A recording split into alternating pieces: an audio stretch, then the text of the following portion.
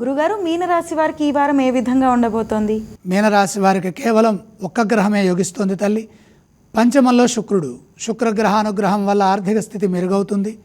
మీరు తీసుకునే నిర్ణయాలు ధనలాభాన్ని ఇస్తాయి. మరి గ్రహదోషం అధికంగా ఉంది కదా అంటే, ఏ గ్రహం అయితే యోగిస్తోందో ఆ యోగిస్తున్న గ్రహము దాని ఫలితాన్ని అది ఇచ్చి తీరుతుంది. పలు మార్గాల్లో లాభాలుంటాయి. అందుకు అవసరమైన ప్రయత్నాలు సఫలమవుతాయి. విజ్ఞానపరమైన అభివృద్ధిని సాధించడానికి ప్రయత్నం చేయండి.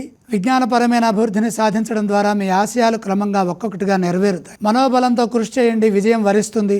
ఆత్మవిశ్వాసం చాలా ముఖ్యం. దేనికి సంకోచించవద్దు, చెడు ఊహించవద్దు. 8 గ్రహాలు, అష్టగ్రహాలు వివిధ స్థానాల్లో దోషాన్ని ఇస్తున్నాయి. గ్రహదోషం అధికంగా ఉన్నందువల్ల ప్రతి అడుగు జాగ్రత్తగా వేయాలి. తొందరవద్దు. ప్రయాణాల్లో జాగ్రత్తగా ఉండాలి. మాట్లాడేటప్పుడు, ఆలోచించేటప్పుడు జాగ్రత్తగా ఉండాలి. ఇతరుల విషయాల్లో జాగ్రత్తగా ఉండాలి. ఒకటంటే ఇంకోటి అర్థమవుతుంది వాళ్ళకి. ఒకటి చేయబోతే ఇంకోటి అవుతుంది. కలహాలకు దూరంగా ఉండాలి. ఉత్సాహంగా, ధైర్యంగా మీ బాధ్యతలను మీరు పూర్తి చేయడానికి ప్రయత్నం చేయాలి. ఉద్యోగంలో కలిసి వస్తుంది. తన శాంతమే తనకు రక్ష అన్న విధంగా ప్రవర్తించండి. పనులు వాయిదా వేయవద్దు. ఏ విషయాన్ని ఆలస్యం చేయకుండా ఎప్పటి పని అప్పుడే పూర్తి చేయండి.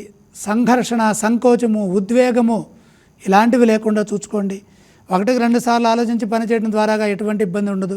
దగ్గర వారితో ప్రేమగా వ్యవహరించాలి. ఎక్కడ ఉన్న బయట కష్టాన్ని, ఒత్తిడిని తీసుకొచ్చి ఇంట్లో వారి మీద చూపించద్దు.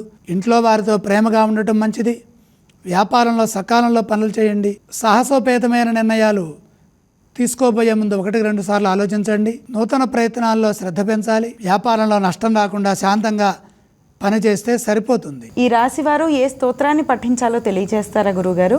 మీనరాశి వారు నవగ్రహ శ్లోకాలు చదువుకోవాలి. రాశి వారు ఏ ఏ ఆలయాలను సందర్శించాలో తెలియజేస్తారా? గ్రహదోషం అధికంగా ఉంది, నవగ్రహాలని దర్శించాలి. గురుగారు, మీనరాశి వారు ఏవేవి దానం చేయాలి? నవధాన్యం అగ్నికి అర్పించాలి.